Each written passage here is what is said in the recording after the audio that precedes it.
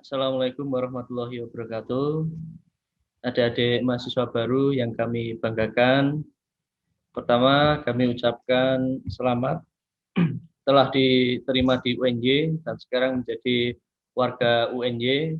Dan pada kesempatan ini, adik-adik mahasiswa baru mengikuti kegiatan pembinaan soft skill daring, di mana pembinaan soft skill ini sangat penting untuk membekali adik-adik baik dalam menempuh pendidikan di UNJ ini dan juga mempersiapkan nanti bagaimana setelah lulus atau berkarir ke depan.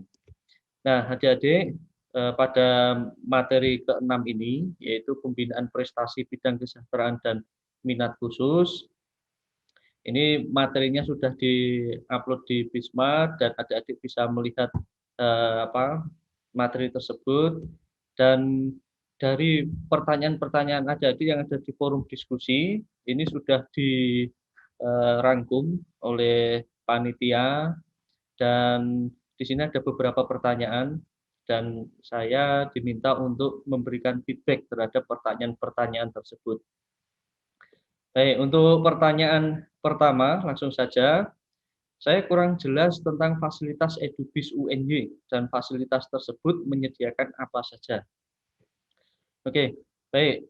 Adik-adik mahasiswa bahwa UNJ ini sangat care terhadap kewirausahaan atau entrepreneurship. Nah, ini programnya banyak. Yang pertama adalah UNJ menyediakan program pembinaannya dan juga modalnya, yaitu dari program untuk yang tahun ini ada program pengembangan kewirausahaan, kemudian yang kedua adalah program mahasiswa wirausaha. Nah, di situ sudah disediakan kegiatan pembinaan dan modalnya. Nah, di sini Edubis UNJ ini adalah sebagai tempat untuk pemasarannya. Nah, Edubis UNJ ini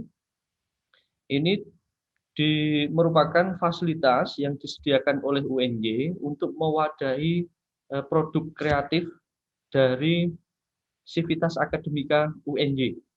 Jadi tidak hanya mahasiswa, namun juga di situ dosen dan juga mungkin tenaga kependidikan. Jadi apabila adik-adik memiliki produk kreatif itu buatannya sendiri, bisa di situ dipasarkan melalui Edubis UNJ. Nah, Edubis UNJ ini adalah sebagai laboratorium kewirausahaan di UNJ. Dan di situ ada 4 lantai. Yang pertama, di situ menyediakan tempat untuk salah satunya untuk mahasiswa di situ memasarkan produknya. Nah, salah satu tempatnya ya Edubis UNJ tersebut, dan di situ ada di lantai 2 itu isinya adalah stand dari mahasiswa, dan mahasiswa yang memiliki usaha bisa menggunakan tempat tersebut ketika memang di situ tempatnya masih tersedia. Edubis UNJ ini dikelola di bawah BPPU atau Badan Pengelola dan Pengembangan Usaha UNJ. Baik, berikutnya untuk pertanyaan kedua, dalam pengisian Presma, apakah ada batasan tingkat prestasi dan apakah prestasi yang dicantumkan hanya yang mewakili universitas atau tidak? Ya, terima kasih atas kesediaan menjawab pertanyaan ini. Baik adik-adik, untuk di sistem Presma itu tidak ada batasan tingkat prestasinya. Jadi misalkan adik-adik memiliki prestasi di tingkat daerah atau misalkan antar provinsi atau nasional atau bahkan internasional, itu bisa diupload di sistem Presma. Di situ sertifikat yang diupload itu tidak harus mewakili UNJ. Misalkan adik-adik mewakili daerahnya atau misalkan secara pribadi mengikuti atau secara mandiri mengikuti lomba dan di situ mendapatkan juara, boleh dimasukkan ke sistem Presma karena itu nanti akan menjadi sebagai dasar penulisan SKPI adik-adik semua. Nah, sebagai gambaran, di sistem Presma itu tidak hanya mengakomodasi prestasi dari suatu kejuaraan saja, namun di situ juga mewadahi kegiatan mahasiswa selama menempuh perkuliahan di UNJ ini. Contohnya adalah aktivitas saudara di UKM, misalkan sebagai panitia atau pengurus UKM, kemudian menjadi presenter atau pemakalah di seminar nasional atau seminar internasional, kemudian misalkan adik-adik memiliki sertifikat kompetensi, kemudian HKI, itu bisa diupload di sistem Prisma dan itu nanti akan sebagai bahan untuk penulisan SKPI adik-adik semua. Yang pertanyaan berikutnya yaitu apresiasi apa yang diberikan UNJ kepada mahasiswa berprestasi. Nah, yang pertama adalah di sini biasanya setiap tanggal 2 Mei ini universitas memberikan penghargaan kepada mahasiswa berprestasi. Ini melalui suatu kegiatan yaitu penganugerahan prestasi mahasiswa. Nah, ini yang tahun 2020 ini kemarin waktunya agak mundur karena dan dilaksanakan secara daring karena kondisi pandemi. Nah, yang berikutnya prestasi mahasiswa itu dapat di RPL-kan. Nah, ini kalau misalkan adik-adik mau melihat aturannya RPL itu seperti apa atau rekognisi pembelajaran lampau itu di Peraturan Rektor nomor 36 tahun 2019. Nah, ini saya berikan contoh, misalkan mahasiswa ini juara 1 PIMNAS, POMNAS, Peksiminas, atau kompetisi lainnya tingkat nasional dan internasional, ini karyanya bisa digunakan sebagai pengganti tugas akhir atau pengganti suatu mata kuliah tertentu yang relevan. Nah, tapi tentunya mahasiswa tetap diminta untuk membuat laporan sesuai ketentuan yang berlaku. Nah, pada tahun-tahun sebelumnya malah mahasiswa itu yang juara PIMNAS itu diberikan kesempatan untuk mempresentasikan karyanya di luar negeri, di mana biaya akomodasi itu ditanggung oleh kampus. Nah, silahkan adik-adik ketika ada perlombaan dan yang lainnya silahkan diikuti. Di sini universitas sangat mensupport untuk itu. Tapi ingat, dilihat di situ reputasi untuk perlombaannya. Pilih yang di situ nasional dan internasional. Yang berikutnya, mahasiswa yang memiliki prestasi ini memiliki peluang atau persentase lebih besar untuk mendapatkan beasiswa. Karena apa? Di beasiswa itu selain mungkin yang dinilai itu adalah dari sisi ekonomi, juga dilihat dari prestasinya. Kemudian keaktifan di organisasi. Nah, di poin prestasi ini, ketika mahasiswa memiliki prestasi tingkat nasional, internasional, pasti poinnya akan lebih besar daripada yang tidak memiliki prestasi sama sekali. Oke, yang berikutnya adalah dapat mewakili UNJ di kompetisi Mawapres tingkat nasional. Nah, mahasiswa yang prestasinya banyak, nanti akan mengikuti seleksi yang ada di tingkat fakultas dan universitas. Nah, ketika memang di situ menjadi yang terbaik untuk misalkan jenjang S1 atau D4 atau D3, itu nanti akan mewakili UNY di kompetisi Mawapres tingkat nasional. Dan di situ hadiahnya luar biasa untuk yang Mawapres tingkat nasional. UNY pernah di situ menjadi peringkat 2 untuk jenjang S1 dan juga jenjang D3.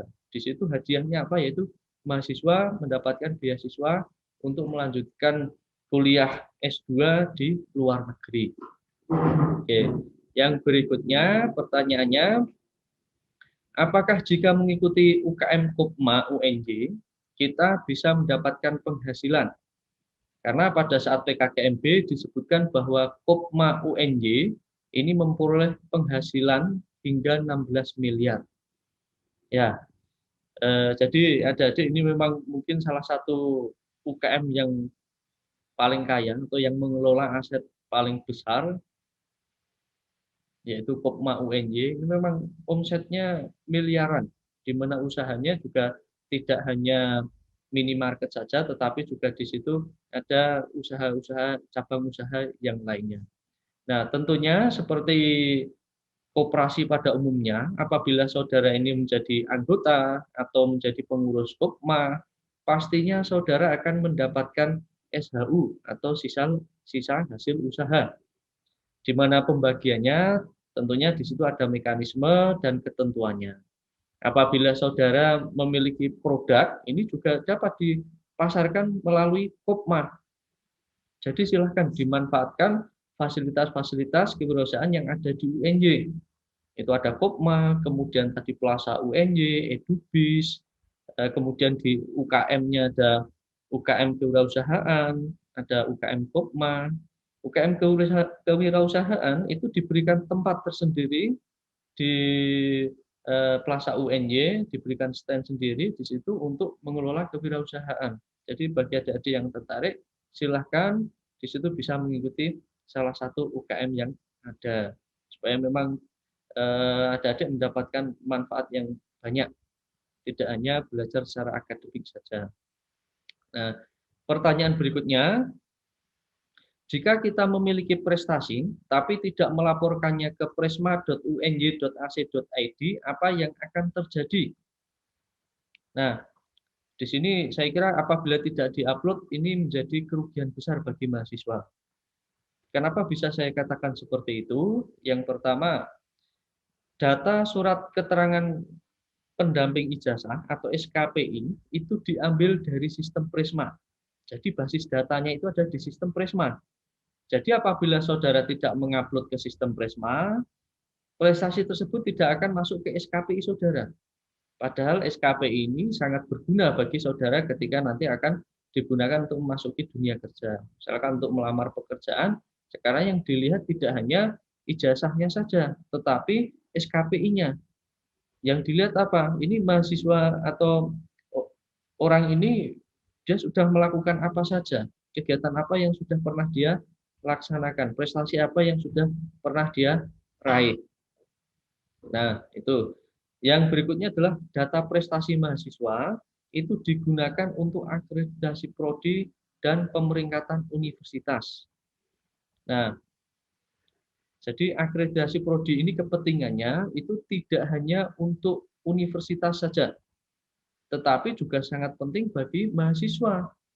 Sekarang coba kita misalkan melihat untuk seleksi CPNS. Di situ yang dari universitas yang akreditasinya A dan universitas atau prodi yang akreditasinya A atau jalur kumlot, dia mendapatkan privilege atau di situ apa ya, suatu kemudahan, dia dibuatkan jalur tersendiri. Nah, kemudian ketika adik-adik ingin melamar pekerjaan ke BUMN, pasti di situ akan ada syarat akreditasi prodi. Atau ke perusahaan-perusahaan yang bonafit, di situ akan melihat akreditasi prodi. Jadi di situ untuk menjaga misalkan prodinya sudah A, dan sekarang UNJ ini institusi, akreditasi institusinya itu A. Dan itu mari kita jaga baik-baik, kita pertahankan atau bahkan kita tingkatkan. Nah, kontribusi dari mahasiswa salah satunya itu tadi menjadi mahasiswa yang punya prestasi. Yang berikutnya, prestasi mahasiswa ini digunakan sebagai salah satu penentu untuk mendapatkan beasiswa.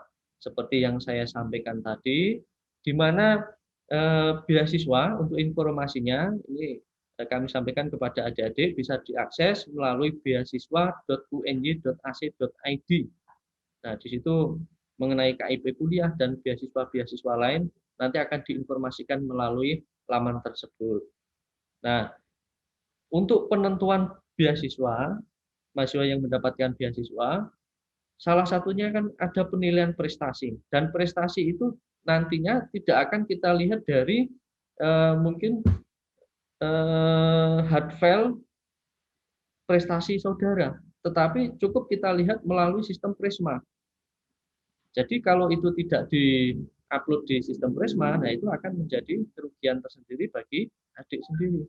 Nah, jadi apabila ingin prestasinya itu bisa bermanfaat bagi dirinya sendiri dan juga bagi orang lain, bagi institusi, silahkan di situ bisa di-upload ke sistem Prisma. Nah, di situ Di sini sudah ada 5 pertanyaan yang sudah saya berikan feedback. Bagi adik-adik, tetap semangat walaupun dengan kondisi pandemi ini kita harus belajar secara online, tetap kembangkan diri adik-adik, dan apabila nanti sudah memungkinkan untuk kembali ke pembelajaran tatap muka seperti kondisi normal, nanti silahkan upgrade kapasitas diri saudara dengan kegiatan-kegiatan yang bermanfaat, baik itu melalui UKM atau berwirausaha, itu silahkan mulai di pupuk sejak dini, mulai adik-adik masuk menjadi mahasiswa UNY ini. Baik, saya kira itu yang bisa kami sampaikan. Tetap jaga kesehatan, kemudian kita semua berharap pandemi ini bisa segera berakhir. Akhir kata, billahi taufiq wal hidayah. Wassalamualaikum warahmatullahi wabarakatuh.